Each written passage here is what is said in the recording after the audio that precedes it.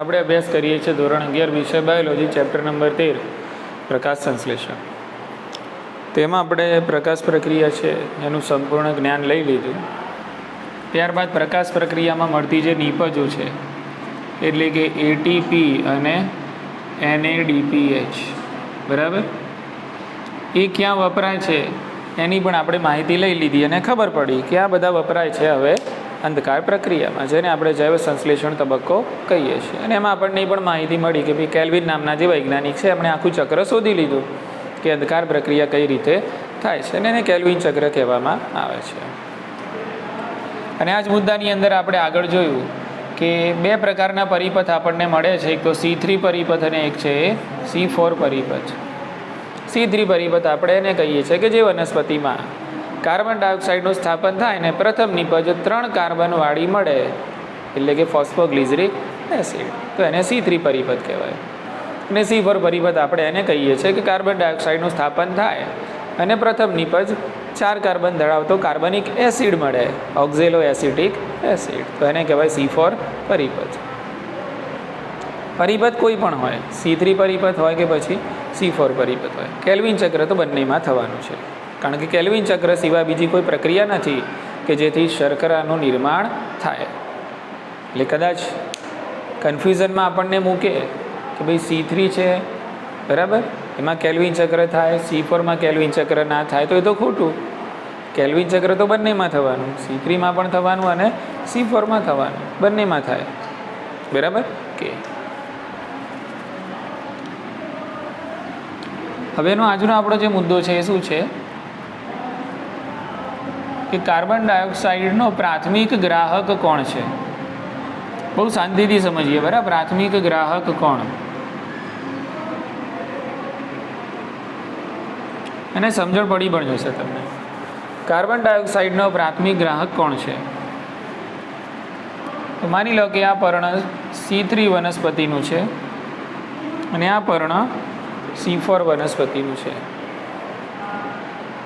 તો પહેલાં તો સવાલ એ છે આપણા મનમાં કે કાર્બન ડાયોક્સાઇડનો પ્રાથમિક ગ્રાહક C3 અને C4માં શું સરખો છે, કે એક જ કોઈક એવો પદાર્થ છે કે જે બંને વનસ્પતિમાં કાર્બન ડાયોક્સાઇડનું સ્થાપન કરે છે, એટલે કે કાર્બન ડાયોક્સાઇડ સાથે સૌપ્રથમ જોડાય છે અને એક વનસ્પતિમાં 3 કાર્બનવાળો પદાર્થ બનાવે છે અને બીજી વનસ્પતિમાં 4 કાર્બનવાળો પદાર્થ બનાવે છે. એટલે પહેલો પ્રશ્ન તો આ પણ છે કે શું બંનેમાં કાર્બન ડાયોક્સાઇડનો પ્રાથમિક ગ્રાહક કોઈ એક જ છે કે શું, કે અલગ અલગ છે બરાબર.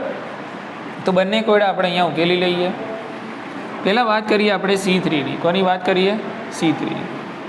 તો C3 વનસ્પતિમાં માની લો કે આ આવ્યો અંદર કાર્બન ડાયોક્સાઇડ બરાબર. હવે આ કાર્બન ડાયોક્સાઇડનું જ્યારે પર્ણમાં પ્રવેશ થાય છે તો આપણે અભ્યાસ કર્યો એ પ્રમાણે પ્રથમ નિપજ જે મળે છે કેટલા કાર્બનવાળી છે? 3 કાર્બનવાળી, જેને આપણે કીધું ફોસ્ફોગ્લિસરિક એસિડ. હવે કાર્બન રહ્યો એક, એટલે કાર્બન ડાયોક્સાઇડ રહ્યો એક કાર્બનવાળો, તમને મળે છે પહેલી નિપજ 3 કાર્બનવાળી.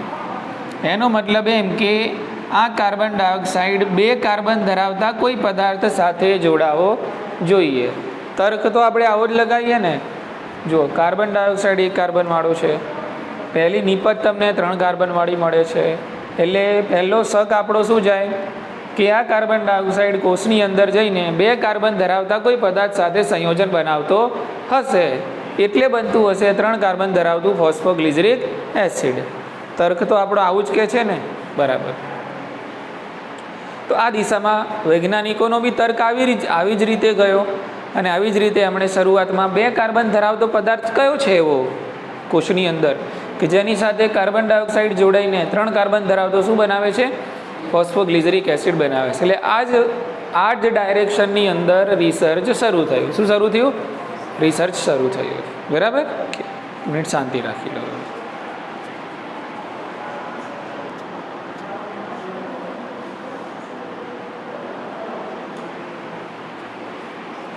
ચલો, તો આપણે સમજી રહ્યા છીએ કે કાર્બન ડાયોક્સાઇડનો પ્રાથમિક ગ્રાહક કોણ છે.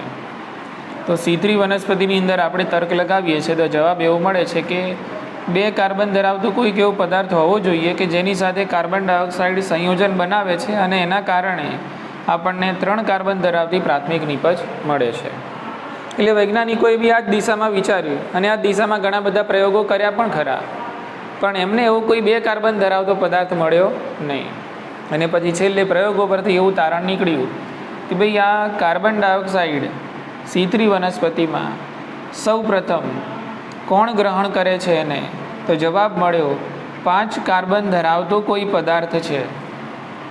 અને આ 5 કાર્બન ધરાવતો પદાર્થ એટલે કે RuBP, જેને કહીએ છીએ આપણે રિબ્યુલોઝ બાયફોસ્ફેટ. શું કહેવાય છે આને? Ribulose biphosphate. એટલે પ્રયોગો પરથી એવું સાબિત થયું કે C3 વનસ્પતિમાં કાર્બન ડાયોક્સાઇડનો પ્રાથમિક ગ્રાહક 2 કાર્બન ધરાવતો કોઈ પદાર્થ નથી, પણ 5 કાર્બન ધરાવતી પેન્ટોઝ શર્કરા છે. શું છે? પેન્ટોઝ શર્કરા છે, જેને આપણે કહીએ છીએ RuBP, રિબ્યુલોઝ બાયફોસ્ફેટ. બરાબર. અને આ રિબ્યુલોઝ બાયફોસ્ફેટને તમે એક બીજા નામે પણ ઓળખો છો. આને આપણે કહીએ છીએ કીટોપેન્ટોઝ શર્કરા. કયા પ્રકારની છે આ? કીટોપેન્ટોઝ. પેન્ટોઝ એટલા માટે કહીએ છીએ કે કેટલા કાર્બન? 5 કાર્બન ધરાવે છે. કીટોઝ એટલા માટે કહીએ છીએ કારણ કે આ શર્કરાના રાસાયણિક બંધારણમાં કીટોન સમૂહ આવેલો હોય છે. બરાબર. એટલે એક મસલો સોલ્વ થઈ ગયો. શું સોલ્વ થયું? કે કાર્બન ડાયોક્સાઇડનો પ્રાથમિક ગ્રાહક કોણ છે? કઈ વનસ્પતિમાં? C3. તો જવાબ મળે કે ભાઈ C3માં તો કોણ છે? 5 કાર્બન ધરાવતો રિબ્યુલોઝ બાયફોસ્ફેટ એટલે કે કીટોપેન્ટોઝ શર્કરા છે. એ પહેલાં કાર્બન ડાયોક્સાઇડનું શું કરે? વેલકમ કરે. ચલો હવે આપણે આગળ તર્ક લગાવીએ. કાર્બન ડાયોક્સાઇડનો 1 કાર્બન, RuBPના 5 કાર્બન, ટોટલ કેટલા થયા? 6 કાર્બન. પણ મળે છે અહીંયા કેટલા કાર્બનવાળું? 3 કાર્બનવાળું. એટલે આપણને શું ખબર પડે કે ભાઈ 6 કાર્બનમાંથી એવું કંઈક એના 2 ભાગ પડતા હશે કે જેના કારણે 3 કાર્બન ધરાવતા 2 અણુ મળતા હશે. હા કે ના? અને એવું જ થાય છે. એવું જ થાય છે. આપણે આગળ પ્રક્રિયામાં ભણીશું. એટલે અહીંયા 6 કાર્બન ધરાવતું મધ્યસ્થી સંયોજન બનશે અને 6 કાર્બન ધરાવતું મધ્યસ્થી સંયોજન છે એના 2 ટુકડા થઈ જશે અને તમને 3 કાર્બન ધરાવતા 2 શું મળવાના? PG એના અણુ મળવાના. એટલે પ્રાથમિક નિપજ મળી તમને 3 કાર્બનવાળી. પણ કાર્બન ડાયોક્સાઇડ પહેલાં જોડાયો કોની જોડે? 5 કાર્બન ધરાવતી કીટોપેન્ટોઝ શર્કરા સાથે. પછી એના 2 ભાગ પડીને પછી તમને 3 કાર્બન ધરાવતી પ્રાથમિક નિપજ મળે છે. સેટ મુદ્દો. ચાલો બીજું. હવે પ્રશ્ન છે કે ભાઈ C4માં પણ શું કોણ RuBP સ્વાગત કરશે? કાર્બન ડાયોક્સાઇડનું પ્રાથમિક ગ્રાહક કોણ છે? કે ચલો હવે એના પહેલાં જોઈએ કે ભાઈ C4 વનસ્પતિમાં આપણે જોયું કે પ્રાથમિક નિપજ કેટલા કાર્બનવાળી? 4 કાર્બનવાળી ઓક્ઝેલો એસિટિક એસિડ.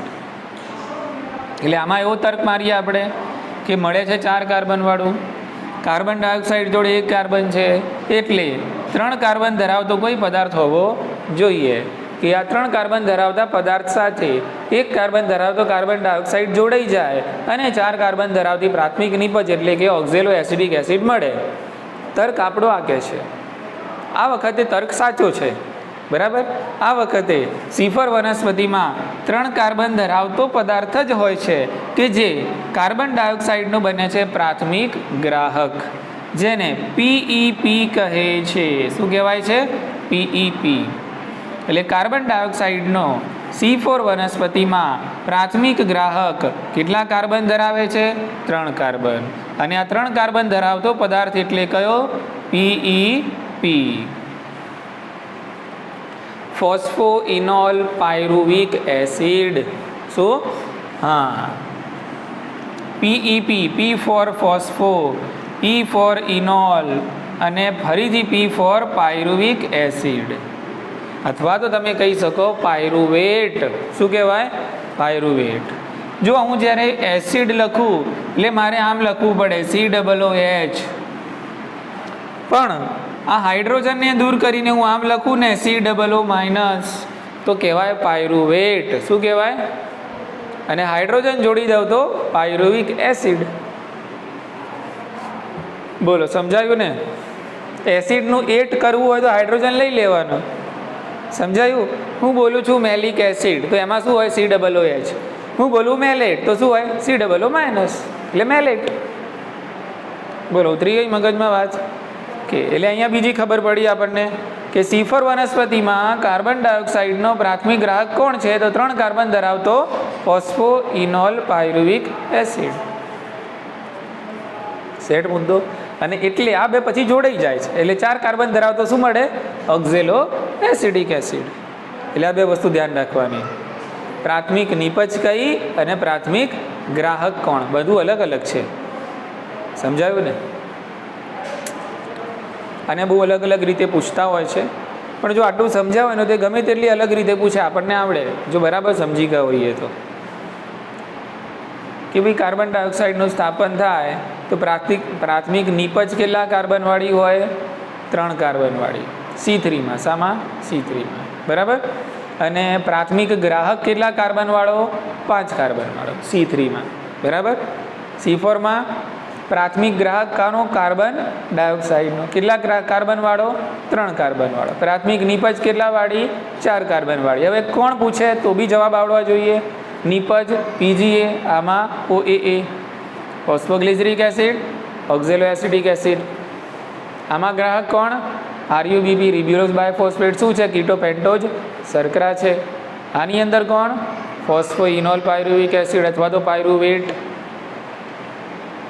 ઓકે, તો અહીંયા મુદ્દો આપણો ક્લિયર થઈ ગયો. ચલો, હવે જે બહુ જ અગત્યનો મુદ્દો જેની તરફ આપણે આગળ વધીશું એનું નામ છે કેલ્વિન ચક્ર. તો હવે આપણે જોઈએ કેલ્વિન ચક્ર.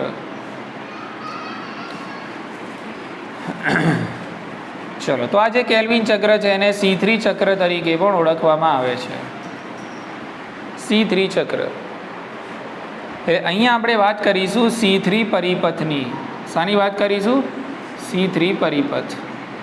જો કે પરિપથ C3 હોય કે C4 હોય આપણે પહેલાં જ ક્લિયર કરી લીધું, બંનેમાં કેલ્વિન ચક્ર તો થવાનું છે. બરાબર ને? ઓકે, પણ આપણે પહેલાં C3 ચક્ર એટલે કે C3 પરિપથમાં સમજી લઈએ કેલ્વિન ચક્ર, એટલે C4માં પાછું ફરીથી સમજવું ના પડે. એટલે આપણો મુદ્દો છે કેલ્વિન ચક્ર. ચલો, તો કેલ્વિન ચક્ર કેમ કેલ્વિન ચક્ર કહેવાય છે? કારણ કે એને શોધ્યું. બરાબર ને? એટલે આવો મુદ્દો કોઈ લખવાની જરૂર છે નહીં. બી કેલ્વિન ચક્ર કેમ કહેવાય છે? કારણ કે આની શોધ મેલ્વિન કેલ્વિન અને એના સાથીદારોએ કરી છે, પણ એનો મેન કેપ્ટન કોણ હતા? મેલ્વિન કેલ્વિન હતા, એટલે ચક્રને કીધું કેલ્વિન ચક્ર. ચલો, પછી પૂછાય કે ભાઈ આ કેલ્વિન ચક્ર કઈ પ્રક્રિયામાં થાય? પ્રકાશ પ્રક્રિયામાં કે અંધકાર પ્રક્રિયામાં? અંધકાર પ્રક્રિયામાં. સીધો જવાબ છે ભાઈ, સીધો ને સટ જવાબ છે. કેલ્વિન ચક્રમાં એટલે કે કઈ પ્રક્રિયામાં થાય? અંધકાર પ્રક્રિયામાં. ઉતરી મગજમાં વાત? ઓકે, ચલો હવે હું તમને પૂછું જે મુદ્દા આપણે ભણી ગયા છીએ કે ભાઈ અંધકાર પ્રક્રિયા ક્યાં થાય છે? કહો. એક તો હરિતકણમાં તો થાય છે, એ તો ફાઇનલ. બરાબર ને? હરિતકણમાં થાય છે, એ તો ફાઇનલ. કે હરિતકણમાં ક્યાં થાય અંધકાર પ્રક્રિયા? હરિતકણમાં ક્યાં થાય? પટલમય તંત્રમાં થાય કે આધારકમાં?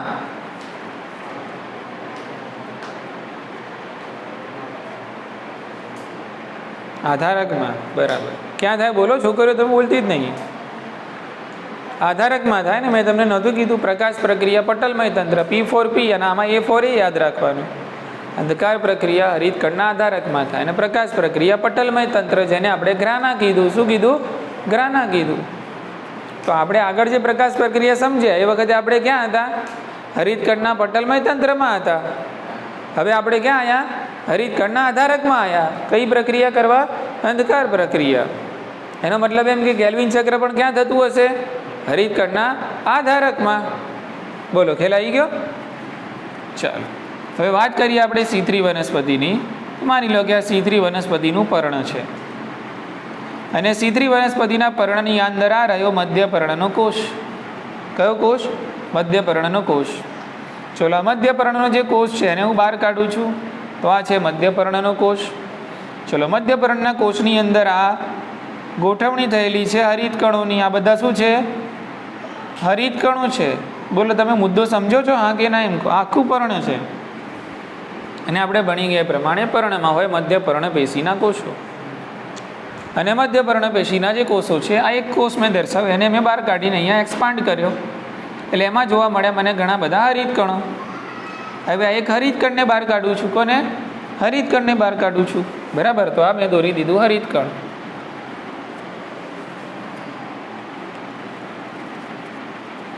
શું છે આ? હરિતકણ. બરાબર ને? કારણ કે આપણે જે પ્રક્રિયા કરવાની છે ને એ ક્યાં થાય છે? C3 વનસ્પતિમાં. યાદ રાખો, પહેલાં તો શું? C3 વનસ્પતિમાં, મધ્યપર્ણના કોષમાં, હરિતકણમાં અને એના આધારકમાં. ક્યાં અંદર ગયા ખબર પડી ને તમને? હા, બરાબર. ઓકે. જો આ તો જે છે તમે આને કહો છો પટલમય તંત્ર. આવી જે રચનાવાળું તંત્ર છે એને તો તમે શું કીધું? પટલમય તંત્ર કીધું તમે. અને આવા તંત્ર ઉપર તો થઈ ગઈ પ્રક્રિયા જેનું નામ હતું પ્રકાશ પ્રક્રિયા. પણ આપણે તો નીકળ્યા છીએ પ્રક્રિયા કરવા કઈ? અંધકાર પ્રક્રિયા. અને અંધકાર પ્રક્રિયામાં શર્કરાનું નિર્માણ થાય છે. અને કયા ચક્ર દ્વારા? કેલ્વિન ચક્ર દ્વારા. એટલે રેસ્ટ ઓફ હરિતકણનો જે આ બધો હિસ્સો છે આને કહેવાય આધારક. શું કહેવાય? આધારક. એટલે આપણે હવે અહીંયા છીએ. ક્યાં છીએ? હરિતકણના આધારકમાં છીએ. અને આધારકની અંદર આપણે સમજવાનું છે કેલ્વિન ચક્ર.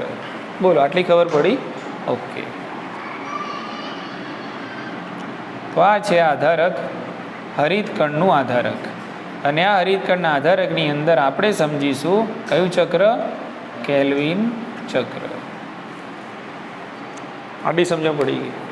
ચલો, તો હવે કેલ્વિન ચક્ર જે છે આપણે આગળના મુદ્દાઓ ડિસ્કસ કર્યા એ પ્રમાણે શર્કરાનું નિર્માણ કરીને આપશે. તો કેલ્વિન ચક્રમાં 3 સરસ મજાના તબક્કા જોવા મળે છે. તે પહેલાં એના નામ લખી દઈએ કે 3 તબક્કા કયા આપણને જોવા મળે છે. તો એક જે તબક્કો છે એને કહેવાય કાર્બોક્સિલેશન. કયું કહેવાશે એને?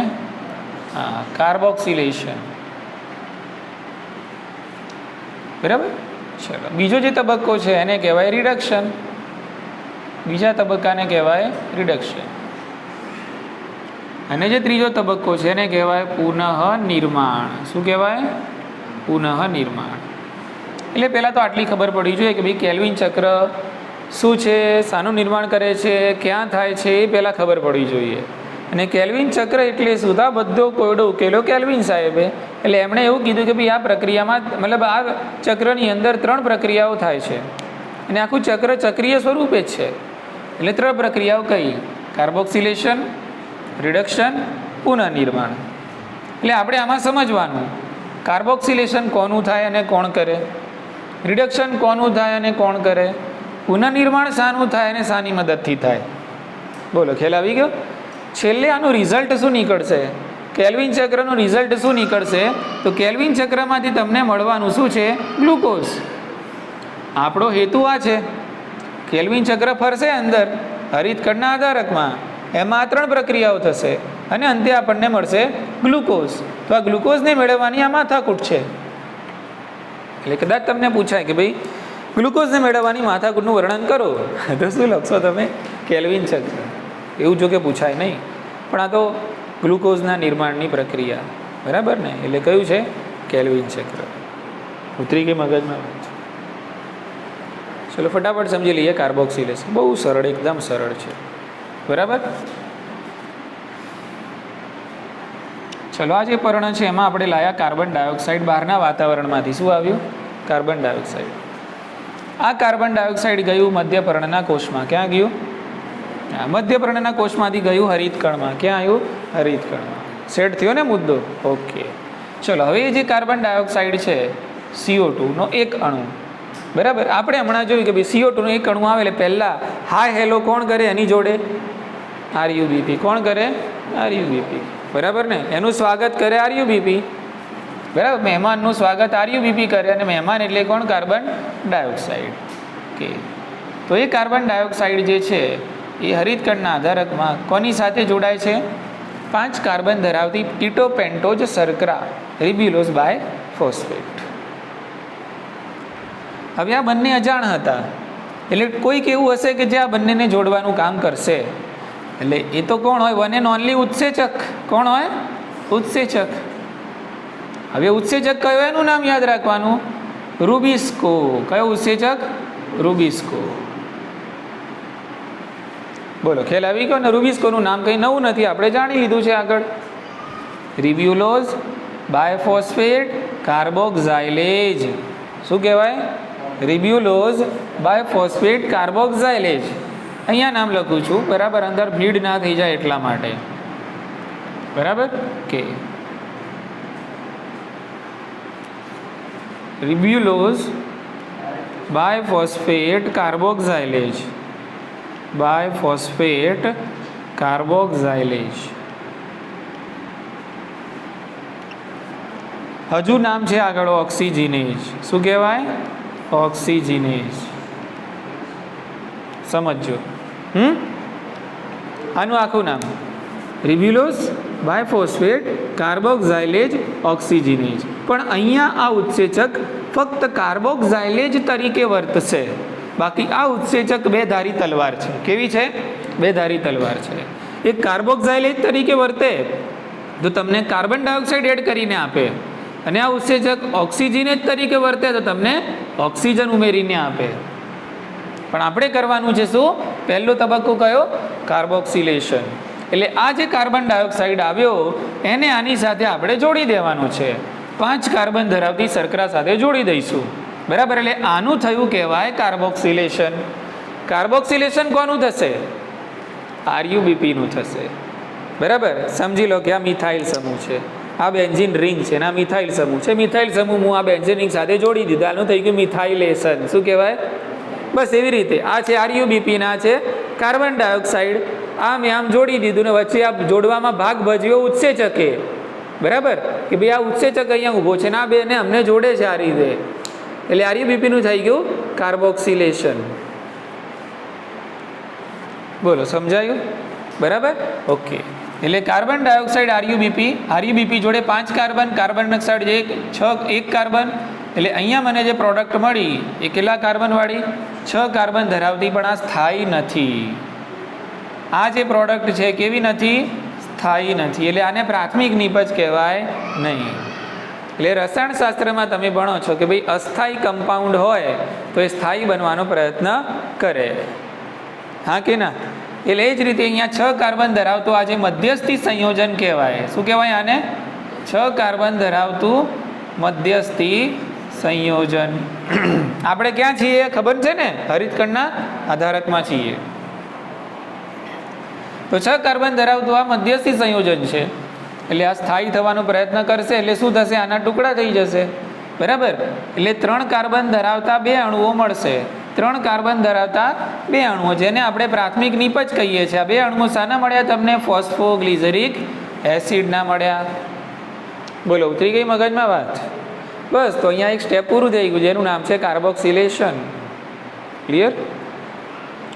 તમને અહીંયા એક કેલ્વિન ચક્ર પણ બતાવ્યું છે, જો એ ચક્ર હું તમને અહીંયા બતાવીશ, બરાબર. ઓકે, ચલો. તો તમારી બુક પ્રમાણે અહીંયા આપણે જોઈએ તો આ છે આરયુબીપી, બરાબર. તો રિબ્યુલોઝ બાયફોસ્ફેટ, આખું નામ લખ્યું છે રિબ્યુલોઝ 1,5 બાયફોસ્ફેટ, બરાબર ને? રિબ્યુલોઝ 1,5 બાયફોસ્ફેટ એટલે શું? તો પહેલા અને 5મા કાર્બન સાથે ફોસ્ફેટ જોડાયેલો છે એવું દર્શાવે, એટલે એને કહેવાય રિબ્યુલોઝ 1,5 બાયફોસ્ફેટ, બરાબર. ચલો, હવે અહીંયા શું થયું એનું? તો અહીંયા થયું એનું આ કાર્બોક્સિલેશન. એટલે અહીંયા ખાલી નંબર આપું છું, આખું નથી લખતો. ચલો, કાર્બોક્સિલેશનમાં શું થયું? અહીંયા એટલે કાર્બન ડાયોક્સાઇડ અને શું ઉમેરાય છે ભાઈ? પાણી, બરાબર. ઓકે, એટલે કાર્બોક્સિલેશન થયું એટલે શું મળ્યું તમને? PGA ફોસ્ફોગ્લિસરિક એસિડના 2 અણુઓ મળ્યા. કે એટલે અહીંયા આપણે લખી દઈએ છીએ, બરાબર. તમારી બુકમાં આપેલું છે 3 ફોસ્ફોગ્લિસરેટ. શું આપેલું છે? એ અસલમાં જ છે ફોસ્ફોગ્લિસરિક એસિડ કહો કે ફોસ્ફોગ્લિસરેટ કહો, કંઈ ફરક ખરો? મેં તમને પહેલાં જ ક્લિયર કરી દીધું, બરાબર ને? પાયરુવેટ કહો કે પાયરુવિક એસિડ કહો, બોલવું બંને પડે, બરાબર. કે એટલે બુકમાં લખેલું છે 3 ફોસ્ફોગ્લિસરેટ. એટલે થયું શું જુઓ? 5 કાર્બન ધરાવતા અણુ સાથે કાર્બન ડાયોક્સાઇડ જોડાઈ ગયું, એટલે તમને અહીંયા પ્રક્રિયા થઈ કઈ? કાર્બોક્સિલેશન. અને તમને મળ્યું અહીંયા 3 ફોસ્ફોગ્લિસરેટ. એટલે અહીંયા આપણે 2 અણુ મળ્યા તમને કયા? ફોસ્ફોગ્લિસરિક એસિડના. દિમાગમાં વાત ઉતરી ગઈ? ઓકે, એટલે આ એક પ્રક્રિયા પૂરી થઈ ગઈ, બરાબર. કે ચલો, હવે બીજી પ્રક્રિયા કઈ થશે? રિડક્શનની પ્રક્રિયા. હવે રિડક્શન કોનું કરવાનું? તો જે તમને કાર્બોક્સિલેશનમાં જે મળ્યું ને એનું શું કરવાનું? રિડક્શન કરવાનું. બરાબર ને? કે તો આપણને રિડક્શનની અંદર બે અણુ મળ્યા કોના? પીજીએના, એટલે કે 3-ફોસ્ફોગ્લિસરેટના બે અણુ મળ્યા. હવે આ બંનેનું રિડક્શન કરવું છે. તો રિડક્શન માટે જોઈએ રિડક્શન પ્રેરક ઘટક. રિડક્શન માટે શું જોઈએ? રિડક્શન પ્રેરક ઘટક. એટલે રિડક્શન પ્રેરક ઘટક તરીકે આપણે યુઝ કરીશું પ્રકાશ પ્રક્રિયામાંથી આપણને સ્ટોકમાં મળેલા NADPH. અને આ NADPH છે એનું રૂપાંતરણ થઈ જશે પછી NADP પ્લસ H પ્લસમાં. એટલે ટૂંકમાં હાઇડ્રોજન ગયો. NADPમાંથી હાઇડ્રોજન ગયો. બોલો ખ્યાલ આવી ગયો કે NADPનું બની ગયું NADP પ્લસ. અને આ હાઇડ્રોજન છે, આ જે હાઇડ્રોજન છે એ PGAમાં આવી જશે. બે PGA છે એટલે કેટલા જોઈશે? બે NADPH. બરાબર ને? તો આ રિડક્શન પ્રેરક ઘટક છે. એટલે NADPH છે પોતાનો હાઇડ્રોજન કોને આપી દેશે? PGA ને. એટલે PGA નું થયું રિડક્શન. બરાબર? અને ત્યાં પહોંચાડવા માટે તાકાત જોઈશે, શક્તિ જોઈશે. પછી શક્તિ લાવીએ ને ત્યારે આપણે ATPમાંથી ક્યાંથી લાવો? ATPમાંથી. બરાબર? ઓકે. તો આ જે ATP છે ATPનું બની જાય ADP પ્લસ PI. એટલે ATPનું રૂપાંતર થયું એડિનોસાઇન ડાયફોસ્ફેટ અને એક અકાર્બનિક ફોસ્ફેટમાં. એટલે આવું થાય ને એટલે શક્તિ છૂટી પડે. અને એ શક્તિનો ઉપયોગ કરીને તમે NADPHનો હાઇડ્રોજન લઈને કોને આપી દીધો? ફોસ્ફોગ્લિસરિક એસિડને આપ્યો. એટલે આ ફોસ્ફોગ્લિસરિક એસિડનું થયું રિડક્શન. એટલે જેટલા ફોસ્ફોગ્લિસરિક એસિડ હોય એટલા NADPH વપરાય અને એટલા ATP વપરાય. અહીંયા બે છે તો બે ATP વપરાશે ને બે NADPH વપરાશે. બોલો ખ્યાલ આવી ગયો? ઓકે. અને આવું રિડક્શન થાય એટલે આના કારણે શું મળે? આનું રિડક્શન થાય એટલે શું મળે તમને? PGAL. શું મળે? PGAL, ફોસ્ફોગ્લિસરાલ્ડીહાઇડ. આખું નામ શું? ફોસ્ફોગ્લિસરાલ્ડીહાઇડ. સમજો હા, ફોસ્ફો બરાબર ગ્લિસરાલ્ડીહાઇડ. આ ફોસ્ફોગ્લિસરાલ્ડીહાઇડ શું મળ્યું તમને? તો આને કહેવાય ટ્રાયોજ ફોસ્ફેટ શર્કરા. શું કહેવાય આને? ટ્રાયોજ ફોસ્ફેટ શર્કરા. આ શર્કરા જ છે એક જાતની. એટલે આમાં પણ કેટલા કાર્બન? 3. એટલે આવા કેટલા અણુઓ મળે તમને? બે PG હતા તો બે શું મળશે? એનું રિડક્શન થઈને બે શું મળશે? PGAL. ઉતરી ગઈ મગજમાં વાત? તો આ બે PGAL છે. બરાબર? એને ફોસ્ફોગ્લિસરાલ્ડીહાઇડ કહીશું. અને અસલમાં શું છે? તો આ ટ્રાયોજ ફોસ્ફેટ શર્કરા છે. ઉતરી ગઈ મગજમાં વાત? એટલે એક અણુમાં 3 કાર્બન છે. એક અણુમાં 3 કાર્બન. એવા કેટલા મળ્યા? 2 મળે છે. તો આ ચક્રને થોડું અહીંયા આગળ વધારીએ. એટલે આપણી જોડે શું હતું? 3-ફોસ્ફોગ્લિસરેટ. ઓકે. ચલો પ્રક્રિયા નંબર થઈ 2. કઈ થઈ અહીંયા? 2. કઈ? રિડક્શન. ઓકે. ચલો તમે રિડક્શન કરો છો એટલે તમે શાનો ઉપયોગ કરો છો? ATPનો. બરાબર? ATPનું શું બની જાય છે અહીંયા? ADP plus PI. આમાંથી શક્તિ છૂટી પડે છે અને એ શક્તિનો ઉપયોગ કરીને અહીંયા બીજું વપરાવાનું NADPH. અને અહીંયા તમને મળશે NADP પ્લસ. એટલે આ હાઇડ્રોજન છે એને તમે કોને આપી દેશો? 3-ફોસ્ફોગ્લિસરેટને. કોની મદદથી આપશો? ATPની મદદથી આપશો. એટલે આનું થઈ જશે રિડક્શન. એટલે અહીંયા તમને મળી જશે ટ્રાયોજ ફોસ્ફેટ શર્કરા. શું મળશે અહીંયા? હા, અહીંયા મળશે તમને ટ્રાયોજ ફોસ્ફેટ શર્કરા. બોલો આટલી ખબર પડી? આપણે આમ પણ જઈએ છીએ ને આ ચક્ર પણ ચાવડે જોડે સમજીએ છીએ. ખ્યાલ આવી ગયો ને? ઓકે. હવે આપણી જોડે ટ્રાયોજ ફોસ્ફેટના ફરીથી કેટલા અણુઓ છે? 2. એટલે ટોટલ 2 અણુમાં થઈને કેટલા કાર્બન થાય? 6. હા કે ના? એકમાં 3 કાર્બન તો 2માં 6 કાર્બન. બરાબર? કે ચલો હવે આ 2 કાર્બન ભેગા કરીએ એટલે કે આ 2 અણુ ભેગા કરીએ 3-3 કાર્બન વાળા અને માની લો કે આપણે બનાવી દીધી શર્કરા. શું બનાવી દીધી? કેટલા કાર્બન ધરાવતી? 6 કાર્બન ધરાવતી. જેને આપણે શું કહીએ છીએ? ગ્લુકોઝ. બરાબર? ગ્લુકોઝનો પછી સંગ્રહ કયા સ્વરૂપે થાય? સ્ટાર્ચ.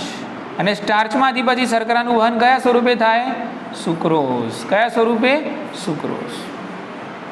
બરાબર કે પણ આ એક ગ્લુકોઝના નિર્માણ માટે સંશોધન એવું કહે છે કે આ જે ચક્ર છે એમાંથી આરયુબીપી જે છે એનું પુનઃનિર્માણ થવું જોઈએ. શું થવું જોઈએ? પુનઃનિર્માણ થવું જોઈએ. ચલો માનીએ પુનઃનિર્માણ નથી થતું.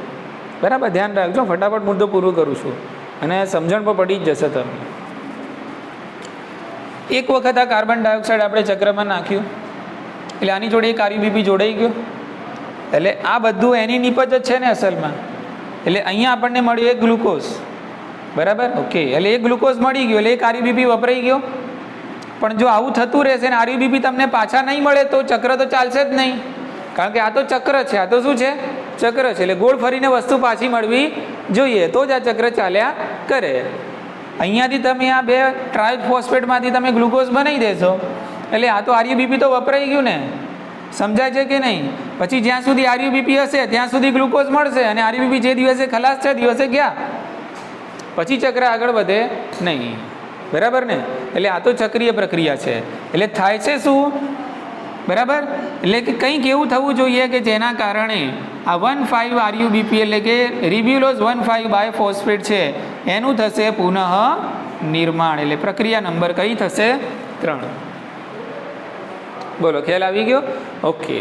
અને સંશોધન એવું કહે છે કે તમે અહીંયા એક ગ્લુકોઝના અણુનું નિર્માણ કરો છો તો એક કાર્બન ડાયોક્સાઇડનું સ્થાપન નથી થતું પણ 6 કાર્બન ડાયોક્સાઇડનું સ્થાપન થાય. કેટલા? 6 કાર્બન ડાયોક્સાઇડ.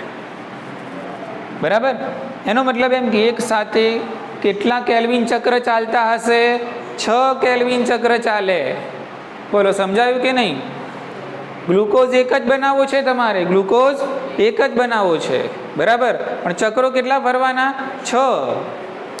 આ બધું આધાર જ છે, સમજો. શું છે? બધું આધાર. એક ચક્ર અહીંયા, બીજું, ત્રીજું, ચોથું, પાંચમું, છઠ્ઠું. 6 એ 6માં જાય છે CO2. શું જાય છે? ખ્યાલ આવી ગયો કે? અને 6 વાર ચક્ર ફરે ને એટલે પછી એક ગ્લુકોઝ મળ્યો. શું મળ્યો? એક ગ્લુકોઝ. સમજાયું તમને? બરાબર. એટલે સિસ્ટમ શું કહે છે, સંશોધન શું કહે છે કે એક ગ્લુકોઝના નિર્માણ માટે એક કાર્બન ડાયોક્સાઇડનું સ્થાપન નથી થતું પણ કેટલા કાર્બન ડાયોક્સાઇડનું થાય છે? 6 કાર્બન ડાયોક્સાઇડનું સ્થાપન થાય છે. અહીંયા તો આપણે ફક્ત કેટલાનું કર્યું? એકનું કર્યું. એટલે આવી રીતે કેટલાનું થતું હશે? 6નું થતું હશે. બરાબર કે? અને 6 કાર્બન ડાયોક્સાઇડનું સ્થાપન થાય પછી તમને મળે છે એક ગ્લુકોઝ. બરાબર ને? ઓકે. અને પ્રક્રિયામાં વપરાયેલા આરયુબીપી છે એનું પુનઃનિર્માણ થાય છે. એટલે ફરી પાછું તમને શું મળી જશે? આરયુબીપી. એટલે આરયુબીપીનું પુનઃનિર્માણ થવું જરૂરી છે જો તમારે આ ચક્રને સતત ચાલુ રાખવું હોય તો. અને આ પુનઃનિર્માણની અંદર ફરીથી એક એટીપી વપરાય છે. ફરીથી એક એટીપી વપરાય છે. એટલે અહીંયા બની ગયું તમને એટીપીમાંથી એડીપી પ્લસ પીઆઈ અને અહીંયા મળી ગયું તમને પાછું 1,5 બાયફોસ્ફેટ. બોલો, સમજી ગયા? બરાબર, ઓકે. હવે હિસાબ કિતાબ લગાવીએ આપણે. શું લગાવીએ? હિસાબ કિતાબ લગાવીએ. બરાબર, ઓકે. સમજો ધ્યાનથી. આ એક કેલ્વિન ચક્ર. હવે આ કેલ્વિન ચક્ર છે ને, મેં એને આડું કરી નાખ્યું. બરાબર ને? કે કેટલા ચક્રો ચાલે એક સાથે? 6. CO2 ગયો એક આમાં, એક આમાં ગયો, એક આમાં ગયો, આમાં ગયો, આમાં ગયો, આમાં ગયો. બરાબર. આ 6માંથી ફક્ત એક જ ગ્લુકોઝ મળશે. કેટલો? એક જ ગ્લુકોઝ. અને એક ગ્લુકોઝમાં કેટલા કાર્બન? 6 કાર્બન. સિસ્ટમ સમજો. આમાં CO2 ગયો. હવે એક CO2 નું ચક્ર પૂરું થાય આ રીતે. બરાબર, સમજો. એક CO2 નું ચક્ર પૂરું કરીએ આવી રીતે, આમ પૂરું કરીએ તો ટોટલ કેટલા એટીપી વપરાયા ગણો. એક CO2 નું મેં સ્થાપન કર્યું અહીંયા તો કેટલા એટીપી વપરાયા? જો રિડક્શનમાં 2 વપરાયા. એક CO2 નું સ્થાપન થયું એટલે 2 PGA મળ્યા અને 2 PGA નું મેં કર્યું રિડક્શન એટલે 2 એટીપી વપરાયા. બરાબર. અને 2 શું વપરાયા? NADPH. પછી આને પાછું લેવા માટે ફરીથી શું વપરાયું? એક એટીપી. બોલો, આટલું સમજાયું? એટલે આવી રીતે દરેકમાં થશે. આવી રીતે શું થશે? દરેકમાં થશે. એટલે ખબર શું પડી કે તમારે એક CO2 નું સ્થાપન કરવું હોય ને તો કેટલા એટીપી વપરાય? 3 એટીપી વપરાય. અને કેટલા NADPH? 2 NADPH વપરાય, 2 રિડક્શનમાં વપરાય અહીંયા NADPH, અને ATP 2 રિડક્શનમાં વપરાય ને 1 પુનઃનિર્માણમાં વપરાય. એટલે 1 CO2 અંદર જાય, બરાબર, એટલે અંદર જાય એટલે એનું સ્થાપન થાય, એટલે તમને શું વપરાશે? 3 ATP વપરાશે, 2 અહીંયા વપરાય, 1 અહીંયા વપરાય, અને 2 NADP. આવું 1 CO2 માં થાય, એટલે આવું 6 માં થવાનું. અરે બોલો હા કે ના? બરાબર ને? 6 માં થશે એટલે કેટલા એક ગ્લુકોઝનું નિર્માણ કરવા માટે આ 6 ફરવા જરૂરી છે? બોલો હા કે ના? બરાબર. એટલે કેટલા ATPની જરૂર પડશે? 6 × 18, અને કેટલા NADPH? 12 NADPH. એટલે ખબર શું પડી કે એક ગ્લુકોઝના નિર્માણ કરવા માટે 6 કાર્બન ડાયોક્સાઇડનું સ્થાપન થાય. કેલ્વિન ચક્ર કેટલી વાર ફરે? 6 વાર ફરે, અને કુલ કેટલા ATP? 18 ATP અને 12 NADPH વપરાય એક ગ્લુકોઝના નિર્માણ માટે. આટલી સમજણ પડી? ઓકે. હવે થોડુંક પુનઃનિર્માણ વિશે તમને થોડુંક આઈડિયા આપી દઉં. ચલો, આ 6 ચક્રો ફરી રહ્યા છે, એટલે 6 ચક્રોના ભેગા આપણે ગણીએ તો કેટલા ટ્રાયોજ ફોસ્ફેટ કેટલા થાય? 6 ચક્રોના, એક ચક્રના 2 થાય છે, 6 ના કેટલા થાય? 12 થાય. બરાબર? સમજો હા શાંતિથી. બરાબર? ઓકે. 3 ને 3 6, 3 9, 2 11 ને 1 12. તો આ છે 12 ટ્રાયોજ ફોસ્ફેટ. 2 આના, 2 આના, 2 આના, 2 આના, 2 આના, 2 આના. બરાબર? કેટલા છે? 12 ટ્રાયોજ ફોસ્ફેટ. 12 ટ્રાયોજ ફોસ્ફેટમાં કુલ કાર્બન કેટલા બધાના થઈને ભેગા થઈને? 36. કેટલા? હા, એકમાં 3 કાર્બન, તો બધાના ભેગા થઈને કેટલા? 36 કાર્બન. એટલે આ 6 ચક્રના કેટલા ટોટલ કાર્બન થયા? 36 કાર્બન. એટલે થયા 12 ટ્રાયોજ ફોસ્ફેટના અણુઓ. એટલે હવે શું થશે જુઓ, આ 36માંથી તમારે એક બનાવી દેવાનું છે ગ્લુકોઝ, એટલે 6 કાર્બન ગયા. ચલો, 36 - 6 કાર્બન કેટલા વધ્યા? 30 કાર્બન. બરાબર ને? એટલે હવે આ 30 કાર્બન છે એમાંથી તમારે પાછા મેળવવાના છે 6 RUBP. શું મેળવવાના? 6 RUBP. અને 6 એક RUBPમાં કેટલા કાર્બન? 5 કાર્બન. એટલે 30 કાર્બન વધ્યા. એટલે આ 30 કાર્બનમાંથી તમને હવે મળી જશે 6 RUBP. શું મળશે? 6 RUBP. અને 6 RUBPમાં દરેકમાં કેટલા કાર્બન હોય છે? 5. એટલે 6 × 5 = 30. એટલે અહીંયા પાછા 6 RUBP આવી ગયા. બરાબર ને? એટલે 6 CO2 જાય, 6 RUBP મળે, અને 6 ના અંતે એક ગ્લુકોઝ મળે. બોલો, સિસ્ટમ સેટ થઈ? સમજાઈ ગયું ને? ઓકે. એટલે ટોટલ 36 છે. ટોટલ 36 કાર્બન થયા ને 12 શર્કરાના. 6 ચક્રમાં 12 શર્કરાઓ બનશે ટ્રાયોજ ફોસ્ફેટની. બરાબર ને? એટલે એમાંથી 2 શર્કરાઓ ભેગી થઈને ગ્લુકોઝ બનાવી દેશે. એટલે સમજી લો કે આ 2 ટ્રાયોજ ફોસ્ફેટ શર્કરાઓ ભેગી થઈ ગઈ, અને એમને શું બનાવી દીધો? ગ્લુકોઝ. વધ્યા કેટલા? 10. એટલે સમજી લો કે આના 3 કાર્બન અને આના 2 કાર્બન, પછી આના ભાગ પડે, એટલે આ 3 ને 2 5. એટલે આ 5 કાર્બન ભેગા થઈને એક બનાવી દે RUBP. હવે આનો એક વધ્યો, આનો એક વધ્યો, આના કેટલા? 3. અને પછી આના કેટલા થશે? 2. બરાબર? અરે 1. એટલે આના કેટલા થઈ ગયા ટોટલ? 5. એટલે આ રીતે જોડાઈને પછી 5 6 તમને શું મળે? 5 કાર્બન ધરાવતા RUBP. એટલે ટોટલ 36માંથી ટૂંકમાં તમે 6 કાર્બનનો ગ્લુકોઝ બનાવી દીધો, અને બાકીના જે 30 કાર્બન હતા એમાંથી તમે 6 RUBPના 5 કાર્બન ધરાવતા અણુઓ પાછા પુનઃનિર્માણ કરી લીધા. અને આ પુનઃનિર્માણ કરવામાં 1 ATP વપરાય. બોલો, ઉતરી ગઈ મગજમાં વાત? એટલે આ 6 સાથે ફરે આમ.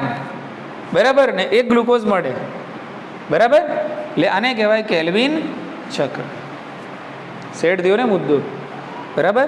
એટલે આ રીતે એક કેલ્વિન ચક્રથી 6 કેલ્વિન ચક્ર એક સાથે થાય ત્યારે એક ગ્લુકોઝના અણુનું નિર્માણ થતું હોય છે. અને આની અંદર આ 3 પ્રક્રિયાઓ થાય: કાર્બોક્સિલેશન, રિડક્શન અને પુનઃનિર્માણ. બોલો, કોન્સેપ્ટ ક્લિયર છે? એટલે આમાંથી ગણતરીના સવાલો બી આવતા હોય છે, એટલે આપણે ધ્યાન રાખવાનું. બરાબર ને? કે છેલ્લે તમને કેલ્વિન ચક્રમાં એક નાનકડું કોષ્ટક આપેલું છે કે શું વપરાયું અને શું મળ્યું. બોલો, સમજાયું? શું વપરાયું, શું મળ્યું? તો ભાઈ હવે ક્લિયર થઈ ગયું તમારા મગજમાં? બોલો, એક બાજુ શું લખેલું છે? બરાબર ને? 6 CO2 છે આ બાજુ. બરાબર? હા, તો શું મળશે? 1 ગ્લુકોઝ. ચલો, આ બાજુ છે 18 ATP, આ બાજુ મળશે 18 ADP + 18 PI. બરાબર. ચલો આ બાજુ છે 12 NADPH, એટલે આ બાજુ થઈ જશે 12 NADP પ્લસ. આ બધું ભેગું થઈને તમને આપશે એક ગ્લુકોઝ, એટલે આને કહેવાય કેલ્વિન ચક્ર. બોલો, ખ્યાલ આવી ગયો ને? કે એટલે આ રીતે સવાલો આવતા હોય છે. ઇઝી. તો એક ગ્લુકોઝના નિર્માણ માટે 6 કાર્બન ડાયોક્સાઇડની જરૂર પડે, તો એક સુક્રોઝના નિર્માણ માટે કેટલા CO2 નું સ્થાપન કરવું પડે? એક સુક્રોઝ તો 12 કાર્બન ધરાવે, ગ્લુકોઝ તો મોનોસેકેરાઇડ છે, સુક્રોઝ ડાયસેકેરાઇડ છે, બરાબર ને? એટલે એમાં એક ગ્લુકોઝ હોય અને એક ફ્રુક્ટોઝ હોય. એટલે સુક્રોઝ બનાવવું હોય તો કેટલા કાર્બન ડાયોક્સાઇડનું સ્થાપન કરવું પડે? 12. એક ગ્લુકોઝ માટે 6, તો એક સુક્રોઝ માટે 12. હા, કારણ કે ગ્લુકોઝનું ડબલ સુક્રોઝ થાય. સુક્રોઝ ડાયસેકેરાઇડ છે અને ગ્લુકોઝ તો મોનોસેકેરાઇડ છે 6 કાર્બન વાળી, અને સુક્રોઝ તો 12 કાર્બન વાળી ડાયસેકેરાઇડ છે, બરાબર ને? એટલે સુક્રોઝ બનાવી હોય તો પહેલા ગ્લુકોઝના 2 બનાવવા પડે, પછી સુક્રોઝ બને ને. એટલે સુક્રોઝ બનાવી હોય તો 6 દુના 12 કાર્બન ડાયોક્સાઇડની જરૂર પડે, બરાબર? તો સુક્રોઝ બનાવવા માટે કેટલા એટીપી વપરાય? તો આના ગુણ્યા 2 કરી દેવાના.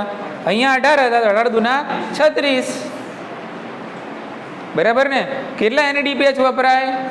24, બરાબર? કે એક કાર્બન ડાયોક્સાઇડનું સ્થાપન થાય તો કેટલા એટીપી વપરાય? 3. 2 રિડક્શનમાં વપરાય અને 1 પુનઃનિર્માણમાં વપરાય. આવું બી યાદ રાખવાનું. એકનું પૂછ્યું હોય તો અલગ જવાબ આવે કે ભાઈ એક કાર્બન ડાયોક્સાઇડના સ્થાપનમાં કેલ્વિન ચક્રમાં કેટલા એટીપી વપરાય?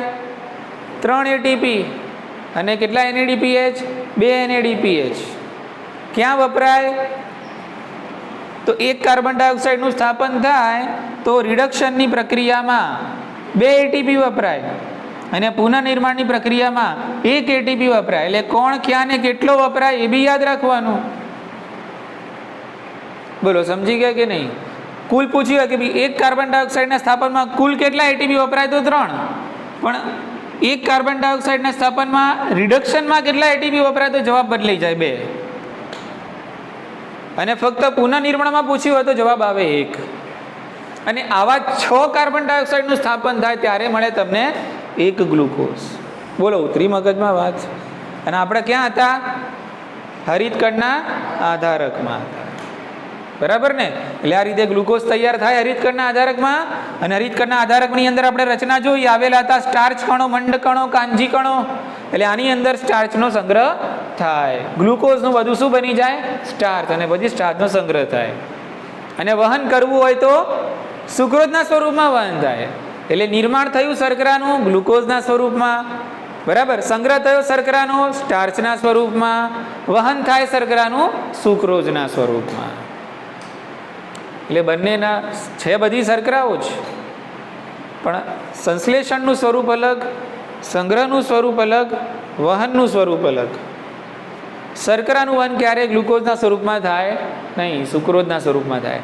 સંગ્રહ વનસ્પતિમાં ક્યારે ગ્લુકોઝ કે સુક્રોઝમાં ના થાય, સ્ટાર્ચમાં થાય. પણ બને ગ્લુકોઝ, પહેલા બને ગ્લુકોઝ. ઇઝી છે કે? તો આને કહેવાય છે કેલ્વિન ચક્ર. એટલે એક જોતા આપણે અહીંયા ભણી ગયા C3 પદ. શું ભણી ગયા? C3 પદ, કે જે આપણને C3 વનસ્પતિમાં જોવા મળે છે. એટલે યાદ રાખવાનું કે C3 વનસ્પતિમાં કેલ્વિન ચક્ર મધ્ય પર્ણના કોષના હરિતકણના આધારકમાં થાય છે. ઇઝી. ચલો, તો આજે આપણે આટલું રાખીએ છીએ. આવતીકાલે ટકાટક તૈયાર કરીને આવવાનું, બરાબર? સરપ્રાઈઝ ટેસ્ટ પણ હું આનો લઈ શકું, બરાબર? ટૂંક નોંધ લખો કેલ્વિન ચક્ર, બરાબર? હા.